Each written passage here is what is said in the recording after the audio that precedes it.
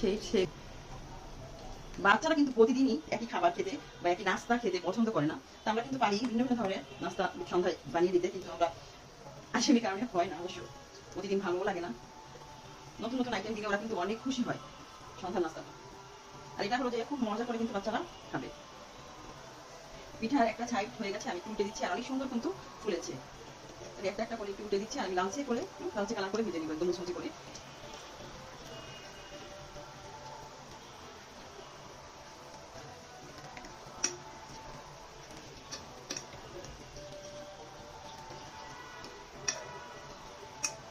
সব আমি উল্টে দিয়েছি। পিঠাগুলো কিন্তু হয়ে গেছে, আমি তুলে নিচ্ছি। আর অনেক সুন্দর কিন্তু একদমই নরম হয়ে গেছে।